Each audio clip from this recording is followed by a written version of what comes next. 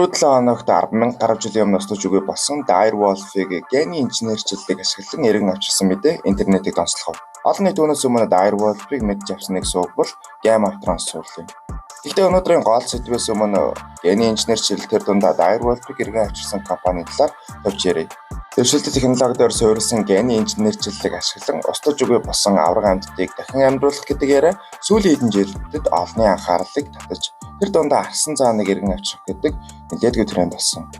Тэгвэл 2021 онд Харвардын генетикийн профессор, генетикийн салбарын домог төдөлтөн Жорж Чурж мөн бизнес эрхлэгч, технологийн салбарын хүн болох Бен Лам нар Colossal Bioscience гэх стартапыг үүсгэн байгуулж $435 сая хөрөнгө оруулалтыг татснаар эрдэм шинжилгээний бизнесийн хамгийн өндөр хүлээлттэй стартапуудын нэгийг бий болгосон.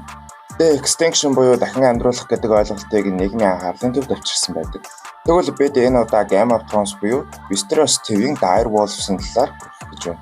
Бидний мэдхээр Direwolf нь Stark-ийн гэр бүлийн бэлэгдэл бөгөөд үүнийгч даган зохиолынхэнд Winterfell-ийн ойролцоох модонд буу гагнаж яваад өгсөн эм Direwolf-ыг болон түүний 5 бэлтгийг олж хижих босноор гардаг. Direwolf-ууд нь өмнөдөд үлгэр дамгал төдий бол хойд нутгийнхан тэднийг байдаг гэдгийг мэддэгч тэр бүр таардаггүй ховор амьтан буюу монголоор ижил тэнгэртэндээ л харагддаг юм байж. Эртний үеийн шөнийн харуулууд хамны цаадалын Hounded Forest буюу сүнсний яд маш олон Direwolf-ууд байдаг гэж байсан ч Роберт Бартийн хааны үеиг хүртэл сүнсний яд Stark-ийн нутаг дэвсгэрт 200 жил үзэгдээгүй байсан гэдэг.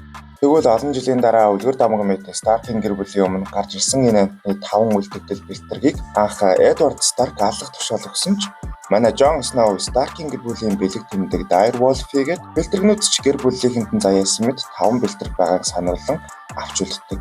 Арягийн Жоныг Nymeria, Bran-ыг Summer, Rick-ыг Shaggy Dog, Robb-ыг Grey Wind, Sansa-ыг Lady гэдэг бол бэлтэрнүүдийг аван явах гэж байх үеэр House Stark-ийн ботч Jon маань өөрийн чон болох Ghost-ийг олддог. What is it? Run to the litter. Sansa Stark-ийн чон Lady. Direwolf бүр өөрийн эзний хувь тавилангийн тусгал бөгөөд Lady бол Sansa-гийн эмгтээлэг тайван чанарыг илтгэсэн үзэсгэлэн дараатай юм. Зурлын эхэнд Winterfell-ээс хааны хот руу явах замд Arya нэрлэгчийн хүүтэд тоглож, удалгүй Joffrey болон Sansa нар ирэн Joffrey мал нэрлэгчийн хүүд хүндхэн хандсны үндсэн дээр Arya хүүг зүгтаалгаж Joffrey Arya руу дайрах үед Arya-гийн чон Nymeria гарч ирэн түүний гарыг гэмтээснээр үйл явдал өрнөдөг. Arya өдөржин ойд нуугдаж эцэст нь өөр арга үлдээгүүн дээр Nymeria-г зүгтаалгадаг.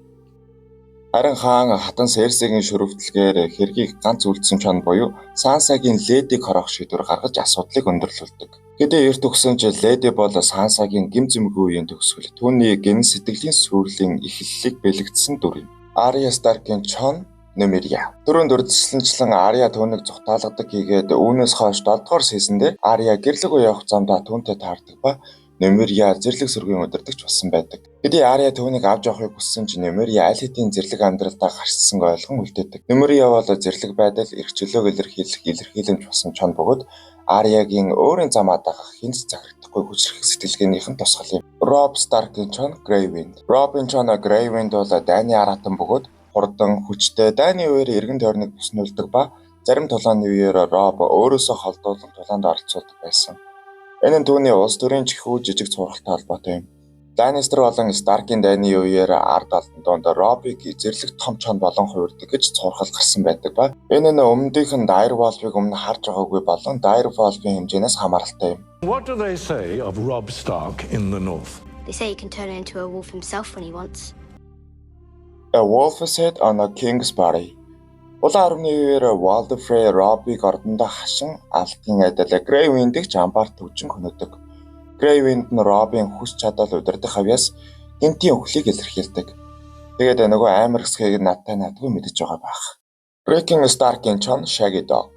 Robb өмнөд рүү дайнд оролцох үеэр Greyjoy-ийн дайралтаас Bran Rick-ийн хоёр зугтаж ханыг зорьсон ч аялын дудад салах болж Rick-ийн өөрийн чон Shaggy Dog болон түүнийг харж анхаарах зэрлэг бүсгүй Asha-тай хамт Last Heart руу явсан гэдэг. Гэвч тэд 6 дугаар си즌 дээр Ramsay Bolton-д баригддаг ба тэр Jon дүүгийн барьсан гэдгээ батлах арга зам болгон Shaggy Dog-ын толгойг явуулдаг. Westeros-ийн ертөнцид айлын 3 дахь хүү байна гэдэг ботчтой ялгаагүй гэмээр бөгөөд энэ хэрээрээ ч түүний цуврал дээрх нөлөө бага учир тэмчих гардаггүй. Shaggy Dog бол зэрлэг хяналтгүй бараан өнгөтэй маш сонирхолтой дүрч үнэндээ хамгийн эмгэнэлтэй хов тавилан туулсан ч юм. Тэр бол Реконы зэрлэг амьдрал гэр бүлийнхэндээ үл хайхрагдсан эмзэг оршихуй. Дээсэн дөрвөн дээр гитлгсэн амьдралынхын тусгал юм. Энэ бол миний хувьд Game of Thrones-ын хамгийн өрөвдгөн хэсгүүдийн нэг. Bran Stark-ийн чон Самар. Хүрэн цагаавдар дөнгөтэй тайван ухаалаг харстай чон бол Самар. Эхний бүлэгт Bran унаж гэмтснээс хойш Самар үргэлж Bran-ы дэргэд байх болсон ба Bran-ыг алхаар алуурчин ирэхэд эзнээ авраж нэг ёсны дайн эхлэх том суурийг тавьдаг. Мөн түүгээр зогсохгүй дээр Bran-тай салшгүй гүн гүнзгий холбоотой бөгөөд Bran өөрийн вараг хийх чадварыг зүүдэндээ Самарын биед орж ирснээр чадвараа анзаарч эхэлдэг. Мөн тэр үнэхээр зүүн савин өндөртэй бөгөөд хойд нот руу явахдаа эзнээ хамгаалдаг ба Night King-ийн 3 нүдэд хэрээний агууруудаа автлах үеэр тэр Hodor Merry-Rec-нарыг хамгаалан амиа өргөдөг. Фэнүүд үүнээс хойш Bran-ы бэлэгдэл амтланы 3 нүдэд хэрээ болсон учраас Bran Самар хоёрын уулзуур эндээс салсан гэж үздэг. Самар бол Bran-ы зүүн савин оюун санааны тусгал юм. Jon Snow-ын чон Ghost. Сурал дээр хамгийн их гарсан Jon бол Ghost. Тэр Jonтай хамт хан руу явж хайгуул хүртэл идэг ба хэдий Jon зэрлэгүүдийн дунд тагнуул хийхдээ түүнийг орхидогч дараа түүнийг иргэн олдог.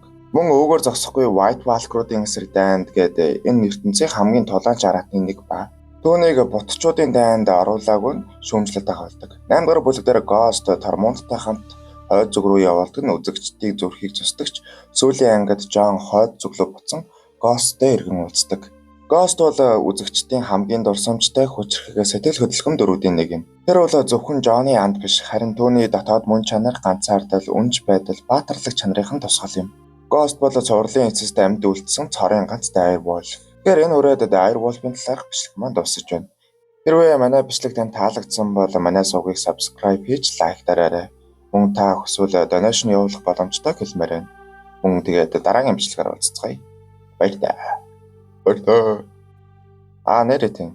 Би бас цаашдаа нэг иймэрхүү видеос маягийн чимшиг бичлэгнүүд хийх болохоор хэрвээ ямар нэгэн зүйлсийн талаар үзмээр байгаа бол доор комментэн дээр санал авчираа. Энэ тэр юмнуудын талаар гээд тэрих гоё болно шүү. Баярлалаа.